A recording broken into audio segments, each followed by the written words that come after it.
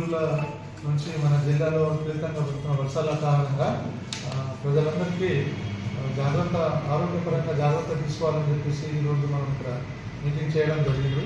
ముఖ్యంగా ఇప్పుడు ఈ వర్షాకాలంలో మనకు నీటితో వచ్చే వ్యాధులు మరియు కీటక జనిత అంటే దోమలతో వచ్చే వ్యాధుల గురించి మనం జాగ్రత్త పడాల్సిన అవసరం ఉంది.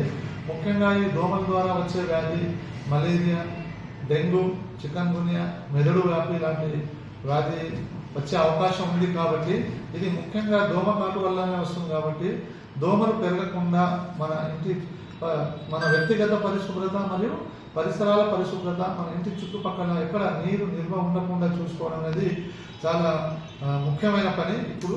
ఎందుకంటే మనకు పాత టైర్లలో కానీ, తర్వాత బకెట్లలో, పూల కుండీలు కానీ, ఇప్పుడు మనం సమ్మర్లో మనం కొందరు కూలర్ యూజ్ చేసుకొని తర్వాత ఇప్పుడు వర్షం వస్తుంది కానీ ఆపరు. ఆ కూలర్లో నీళ్ళు అట్లా ఉండడం వల్ల అక్కడ కూడా దోమలు పెరిగే అవకాశం ఉంది. కాబట్టి ఇవన్నీ అట్లా నీరు నిల్వకుండా చూసుకోవాల్సిన బాధ్యత ప్రజలందరికీ ఉన్నది. దీనికోసమే మనం మా శాఖ తరఫున ప్రత్యేకంగా ప్రతి ఫ్రైడే అనేది ప్రతి గ్రామంలో, ప్రతి సబ్ సెంటర్లో, పిహెచ్సి లెవెల్లో, అర్బన్లలో కూడా మనం చేయడం జరుగుతుంది.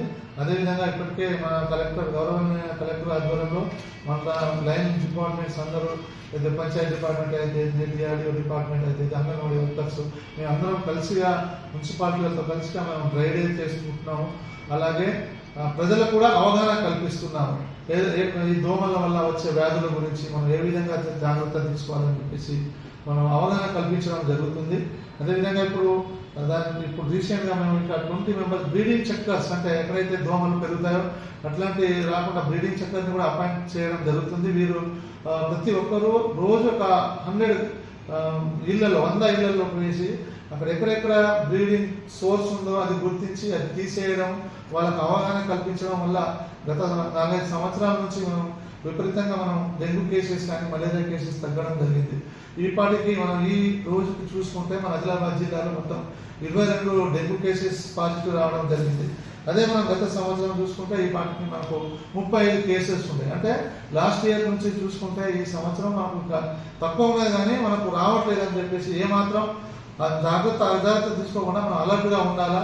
ప్రతి ఒక్కరు దీనికి ఒక మెడికల్ అండ్ హెల్త్ డిపార్ట్మెంటే కాదు, ప్రజలందరి నుంచి మాకు సహాయ సహకారం కావాలా.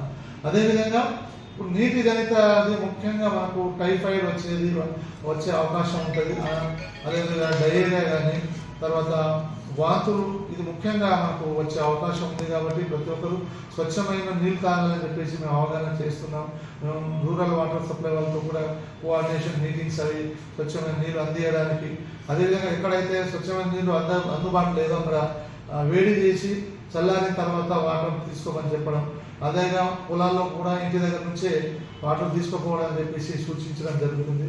వేడి పదార్థాలు తినడం, తర్వాత మనం వండిన పదార్థం మీద ఏదైనా ఈగలు వాలకుండా చూసుకోవడం, అదేవిధంగా స్కూళ్ళలో కూడా స్కూల్ హెల్త్ ప్రోగ్రామ్స్ ప్రతి స్కూళ్ళలో ప్రతి శుక్రవారము మా మెడికల్ ఆఫీసర్ తోటి మేము మెడికల్ క్యాంప్ కండక్ట్ చేయడం జరుగుతుంది. వాళ్ళకి హ్యాండ్ వాష్ టెక్నిక్ కానీ, ఆరోగ్యకరమైన సంబంధమైన అన్ని విషయాలు జాగ్రత్తగా టీచర్స్ కానీ స్టూడెంట్స్ కూడా అవగాహన చేయడం జరుగుతుంది. ఇంకా మనం ప్రతి పిఎస్సి పరిధిలో రోజు 2 నుంచి 3 క్యాంపులు మా దగ్గర జన్మన్ టీం ఒకటి ఉన్నది. అదేవిధంగా ఎంసీహెచ్ ఎపిడమిక్ అనే వెహికల్ పెట్టడం జరిగింది. అదేవిధంగా ఆర్బీఎస్ఎల్ టీం, ఈ తర్వాత పిఎస్సి టీం, ఈ 4 రకాల బృందాలు ఏర్పాటు చేసుకొని ప్రతిరోజు ప్రతి పిఎస్సిలో తప్పకుండా 2 నుంచి 3 క్యాంప్ చేయాలని చెప్పేసి కలెక్టర్ గారి ఆదేశం. అదేవిధంగా మేమందరం కూడా దానికి క్యాంప్ జరుగుతుందా లేదా అనేది సూపర్వైజింగ్ ఒక టీం మానిటరింగ్ కూడా చేయడం జరుగుతుంది. ప్రతి ఒక్కరికి ఆ ప్రోగ్రామ్ ఆఫీసర్స్ కూడా సూపర్వైజర్ కోసం డైలీ మంత్లీ వాళ్ళ డ్యూటీస్ ఏముందో అది చార్ట్ కూడా చెప్పడం జరుగుతుంది. వాళ్ళ 2 డైరీ కూడా ఎక్కడెక్కడైతే లోపాలు ఉన్నాయో అది చూడడం జరుగుతుంది. ముఖ్యంగా ఇంకా వర్షాకాలంలో మేము బాధపడేది, ఎక్కడైతే కట్ ఆఫ్ విలేజ్ ఉందో ఎక్కువ వర్షం వచ్చిన తర్వాత గర్భిణీ స్త్రీలకు ఇదైతే డెలివరీస్కి కాన్పు సుఖంగా జరగాలని ఉద్దేశంతో మనం మొత్తం 163 కట్ ఆఫ్ విలేజెస్ అనేది గుర్తించడం జరిగింది. అదేవిధంగా ఈ 3 months బిఫోరే వాళ్ళకి expected date of delivery times తీసుకోవడం జరుగుతుంది.